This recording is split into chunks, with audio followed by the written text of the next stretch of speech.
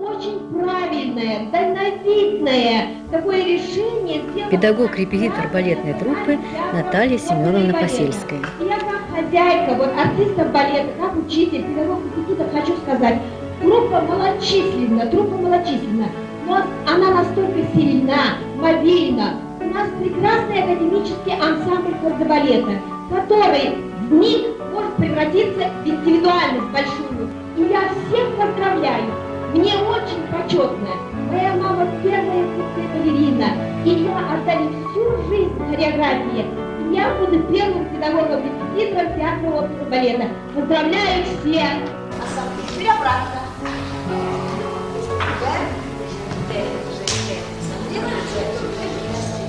Пожалуйста, 4 раза. Большой прыжок. Сесть. И раз. И голова. И голова. И пам. И раз. И два. И 3. И 4. Обратно. Там. Бам. И раз. Бам. Бам. Раз. Большой прыжок. И бам. Бам.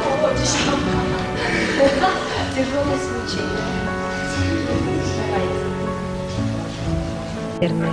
Поэтому всю жизнь мне приходится как-то вот свои чувства держать, потому что, не дай бог, вот сегодня мы хорошо сделали, а ведь у нас жизнь еще впереди, об этом надо думать, чтобы вот не перехвалить, чтобы не было самовлюбленности, чтобы не было вот какой-то вот, ах, сегодня мы так хорошо сделали все, это остановит творческую, так сказать, деятельность.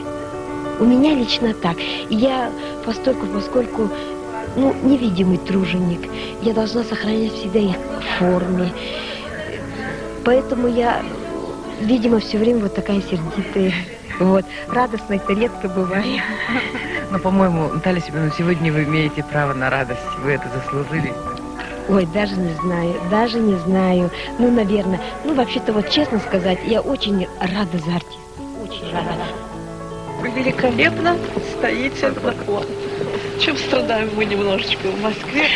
Очень хорошо отработаны у вас ножки. Вообще, это солнышко. И то, что вы... Вот поэтому ничего не предусмотрено насчет балетного зала, а хореографическое отделение было открыто очень скоропостижно в связи с тем, что вот такие изменения дети не смогли в целом учиться, и нужно было на места подготовить кадры. Сейчас я у вас хотела бы спросить, с вашего разрешения, может, мы посмотрим помещение или как, а потом куда идем. А насчет выступления детей, как это принято, скажите, если дети захотят, они на месте здесь же могут быть очень высокообразованными детьми, если у них есть желание огромное со стороны родителей, со стороны детей. А со стороны педагогов дается все, чтобы могли они выйти высокопрофессиональными артистами балета и еще наряду с этими музыкантами и теоретиками. Сейчас мы все идем в Дон Кихот, сценическая репетиция. В субботу у них спектакль. Там дальше и спектакль. А что так долго работать? Даже министр столько не работает. А мы вот так работаем. Интересно? Андрей Исаевич наш так же. Вот дети каждый день самые ранние уходят домой в 8. Это очень трудно, но хотелось бы, балет – это очень прекрасное искусство. И прежде всего хочется, чтобы зритель пришел и получил заряд, эмоцию положительную, чтобы люди шли домой и не обязательно говорить о том, что там было «ах, хорошо», а чтобы было настроение, чтобы была душа, чтобы всегда было прекрасное. А прекрасное и всегда достигается очень тяжело. Это тяжелый труд. Какой это тяжелый труд, мне бы не хотелось, конечно, сильно вот такое внимание уделять, потому что это уже наши секреты. Открылось новое образовательное, профессиональное учреждение. Открылось оно так неожиданно, и так быстро, и так хорошо, и так как-то безболезненно. Здание, которое выстроили вне очереди. Сначала думали, что театр все-таки, оказывается, может получить, артистов будущих. И уже мы во многих спектаклях вышли, и вот одним махом он сказал, будет училище. И вот с тех пор я, я стала совсем другим человеком. Я все время волнуюсь. Вот. Постоянно я волнуюсь. Мы вот все от радости очень радуемся. Радуемся не потому, что вот именно открылось такое. Радуемся за всех, за зрителей, за всех артистов, музыкантов, певцов, артистов балета, что искусство, культура, которая олицетворяет вообще народ, был понят нашим президентом, нашим правительством. Поэтому приглашаем вас на концерт детей. Пожалуйста.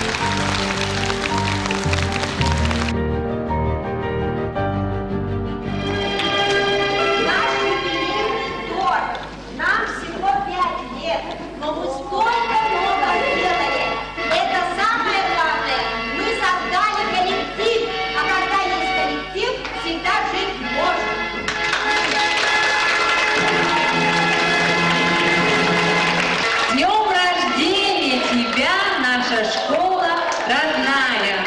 Еще раз.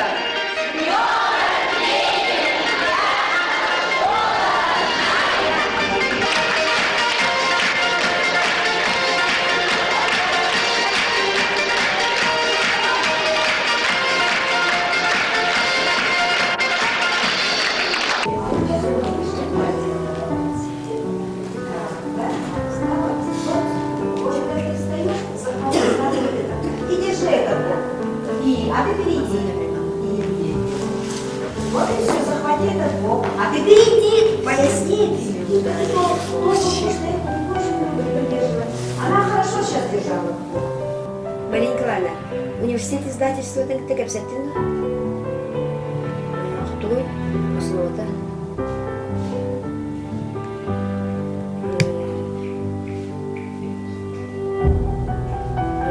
Хорошо. Вот он плохо издательство. Бичек.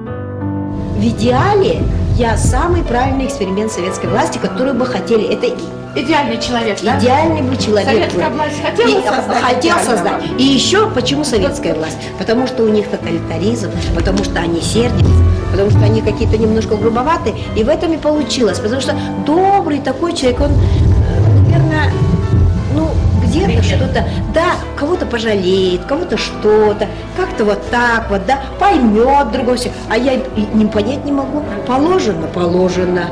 Вот в воскресенье ведь день бега было у нас, оздоровительный бег.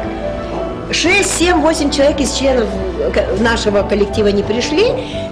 Я нагоняю на этих. Почему? Потому что это указ президента, вице-президента. А мы бюджетные организации. Если мы их не слушаемся, извините, пожалуйста. Да, Да. И вот у меня кредо все вот от этого идет. От того я противненькая. Я же очень торопливая. Вечером я готова этого человека убить. Завтра же побежать президентом, премьеру, все сказать, меня поддержать. Я все вот это сделаю. Утром просыпаюсь, я уже другой человек просыпаюсь. Значит, умение прощать. Так, умеете прощать, да? Я уже с годами, пусть будет мне плохо, пусть что-то, но надо этого человека простить. Он такой вот. Ну вот это многое учимся, может это мне спасать. А вы себя когда-нибудь жалеете, плачете? Никогда. И не себя плачете? Никогда не плачу. И даже вот, я говорю, жестко с характером. Я в школе своих детей, если дети приходят в 1 класс, начинают плакать, я их уже обучаю не плакать. Потому что жизнь, она вот такая ведь штука, она жесткая штука. Ну чего плакать-то? Надо противостоять этой жизни и любить ее. И не слезами. Нет, я не плачу никогда. Не даете себе слабинки, Нет, да? никогда. А фильмы смотрите какие-нибудь жалостные? Плачу. Арабские фильмы плачу. Ой, всех. Мы же раньше, помните, так много читали? Да. Обливаясь слезами. А как я любила. Ну вот это вот сейчас не модно. Наверное, молодежь надо мной будет смеяться. Наташа Ростова, как я плакала. Ну почему она вышла за Пьера Безухова? Ну почему умер Болконский, боже ж ты мой. Вот. Ой, нет, там я плачу. Ничто человеческое вам не чуждо. Не. А ну-ка теперь по голям попробуйте просто так. Пошел. Удобно? 2, 3, раз.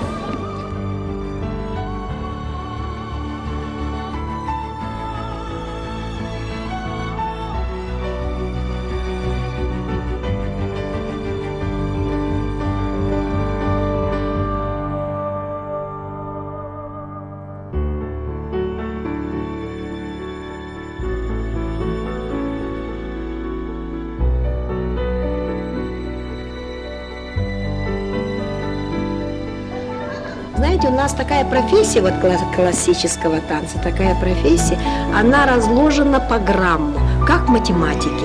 Нас сравнивают с математикой. Абсолютно. Взгляд, подбородок, поворот головы. Ее не так не сделаешь, не так не сделаешь, не так не сделаешь. Понимаешь? Точно. Начинаешь прогибаться в сторону, не так ты идешь, да? Вот так идешь. То есть ты не идешь балдой, чтобы все твое блюдо, я говорю, у нас ваши женицы. Вот, поэтому балду мы поворачиваем. Посмотрели на руку, вот сопроводили и отвернулись. Уже танцевальность, видите, да? Или вот балда не смотришь, и вот так вот, этот самый. А есть дети, которые от души светятся, танцуют. Мужчин не хватает. И меня мужчина я. Чурум-чуку танцую, огонь, мужчина, поднимаю, там все. Голубой Дунай ставят, туда мы стоят, а я кавалер сзади. А потом Ромео и Джульетта. Я друг Ромео. Представляете, вот такой. Ромео Попов Алексей. Такой красивый. С Евдокией Степановой танцует. И я должен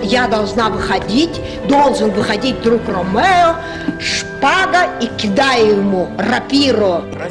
Разница большая, потому что я все стремлюсь, чтобы наши дорогие зрители пришли, вот сидели бы и не сравнивали нас с европейскими артистами, понимаете? Там делают так, а наши бедные, знаете? Поэтому с учителей огромное требование, чтобы точно так же, как европейская культура, как сцена Большого, Мариинского, Гранд-Опера, Ля Скала, все вышли бы, и вращение, элевация, прыжок, все.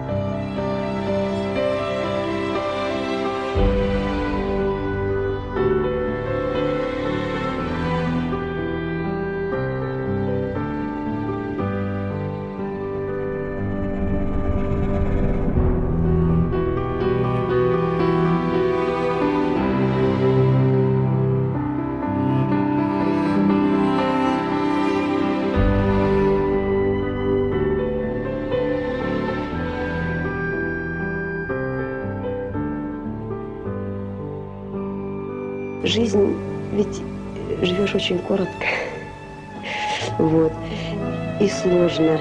И вот для того, чтобы вот эту жизнь прожить, нужна огромная дисциплинированность. Нужно очень много себя ограничивать. Оказывается, нельзя жить вот для удовольствия. Я не понимаю, что такое для удовольствия жить. Я не понимаю просто, как можно жить для удовольствия то-то, пятое, десятое. Не понимаю. Только строгое соблюдение, мне кажется, всех правил жизни, уважение людей, любовь к ним. А вот это ведет все через дисциплину, через строгость. Только железная дисциплина, требовательность, строгое отношение к себе помогли, считает Наталья Семеновна, прожить ей на сцене 23 года и создать множество самых разнообразных характеров. Я считаю, что моя жизнь сложилась удачно. Хотелось мне большего. Это хочется каждому. Что-то не дотанцевала, что-то не доделала. И теперь все практически на сегодняшний день в моих руках, чтобы это было недотанцованное, недоделанное моими руками, доделать с учениками. Поэтому большего счастья быть не может. И то, что мы не дотанцевали, будут танцевать другие. И то, что не досмотрели наши зрители, они будут видеть в наших учениках.